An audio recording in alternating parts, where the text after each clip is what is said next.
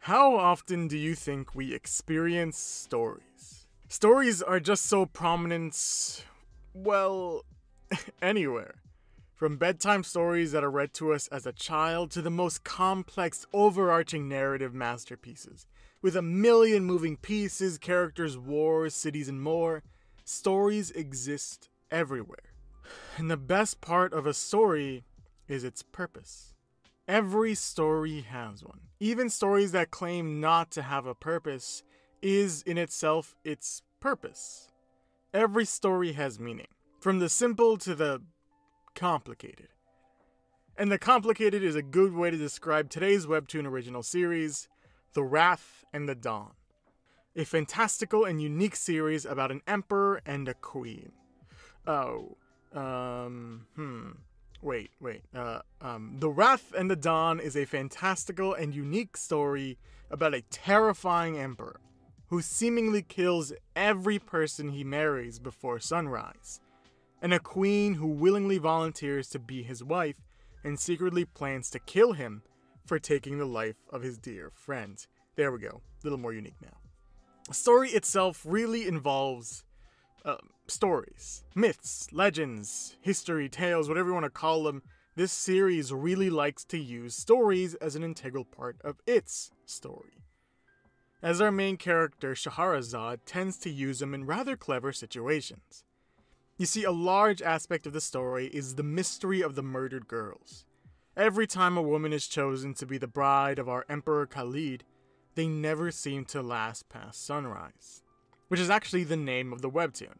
I thought it was The Wrath of the Dawn, but it's The Wrath and the Dawn. It's kind of like in sequence. The Wrath being people getting killed, and then the sunrise, the dawn of the new day. Anyways, stories are often used in this series. In fact, stories are how Scheherazade was able to be the only female to live past her sunrise. Not with amorous moments, though she does try that. Instead, she manages to get him hooked on a story. A story that vaguely resembles some popular story about a genie and a thief. But I digress. It's the Tale of Agab, a poor sailor who lost everything he possessed, only to gain his true self in return. It's an interesting tale of just that. An arrogant thief who stole from the wrong person, and because of that, goes on an accidental life-endangering adventure to an island filled with magic, eventually using every storyteller's greatest strength to save her life: cliffhangers. No joke. As she tempts our lovely and often terrifying emperor with the end of her story for another day, giving him the option of killing the storyteller or sparing her life for just one more night. That leads us to our main character, Scheherazade. You see, Scheherazade is incredibly skilled at actually a lot. I already mentioned how she kind of outsmarted the emperor and tricked him into letting her live for an extra day, but she also comes into this partnership with a plan. Not really to change the emperor or to understand him, but planning on killing him, ending the scourge of a dangerous emperor who always seems to kill people brought to him. It's a noble task that she clearly has the skill to do, as she's not only intelligent and silver-tongued, but she has a talent for a bow and arrow, and has tried multiple times to kill him. However, like I said, this series really revolves around stories, and a story that's important is the Tale of Agab. It's a bizarrely interesting tale with three major components. Agab, the arrogant but smart thief, the super suspicious genie of the chalice, and the surprisingly gracious and rich emir. The story is obviously a metaphor for their situation. Scheherazade is Agab, a smart person who got in over their head and is now trapped in a dangerous place with a dangerous, suspicious, and powerful person. You can check a lot of their actions to the actions of the story.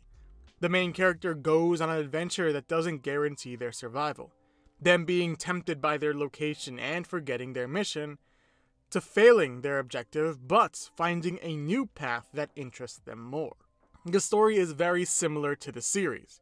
However, what's interesting is that our emperor isn't the dangerous, suspicious, and powerful genie, he's the emir. I'll be getting into some major spoilers for Season 1, so here we go. The biggest question to the story is that whole murdering every bride before sunrise.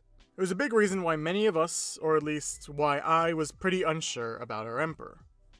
Yeah, while he's aggressive and a tad insensitive, he's also shown to be quite capable of emotion, of intrigue, and most importantly, of change. And that's what I want to focus on. You see, I mentioned at the beginning of this video that every story has a purpose. In fact, if my channel is devoted to anything, it's to finding purpose in anything and everything Webtoon related. Characters, themes, weird moments that likely have no real significance. So what's the purpose of this series and of this story? Change and forgiveness. The reason the Tale of Agab even begins is because our lovely thief stole a ring from the Emir. And when the Emir noticed it was gone and chased him down, Agab hopped on a boat. It was initially weird to me that our main character, Shahrazad, was our thief. Sure, they're both smarter and more skilled than others. However, Shahrazad isn't really arrogant or someone who did something terribly wrong.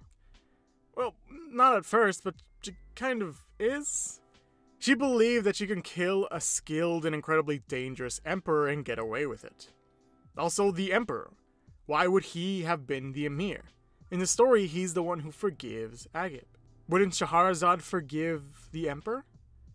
Actually, no. And the reason is quite the spoiler. The emperor wasn't always a terrifying and powerful ruler. Surprisingly, he was quite smiley and seemingly kind-hearted. However, after his father killed his mother right in front of him, it kind of scarred him, which is understandable. But what also didn't help was his first wife. As while he wanted to be a good husband, he kind of doesn't. And even when she was pregnant, it didn't work. And she ended up taking her own life. And that heartbreak wasn't enough, apparently, as her family ended up cursing him so that 100 women would share the same fate. At first, he didn't want anyone to end up like his first wife. But that caused his kingdom to fall into terrible droughts, leading to even more death. Now, why would I consider this guy to be the Emir? Well, the Emir is the reason that Agab even goes on his journey. Because Agab stole a ring from the Emir.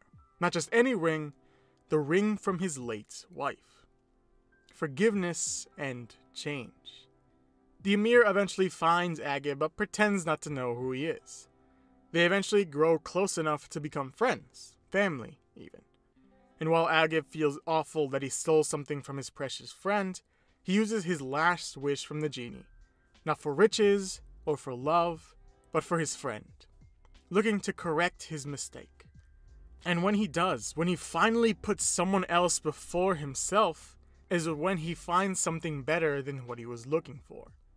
Forgiveness. Also, he inherits Amir's fortune, title, and finds love, but it was all because he chose to change. He chose to put someone else before himself. The Emir forgives Agab because he changes. The Emperor knew that Shahrazad hated him. He knew that she was suspect. He knew that she could be there to possibly kill him. But yet he still chose to forgive her. He still chose to put her life before his, treating her with kindness and with love, to respect her. And Shahrazad herself changes. When learning the truth about the Emperor, she feels terrible for what she's planned, and for what's about to happen, willing to put himself and the kingdom before herself, as at first she was just present for revenge, instead changing into someone else. But something else I like about this is that the genie is still missing a person. The genie who has tried twice to kill Agab, like how Shahrazad was almost killed by someone else twice.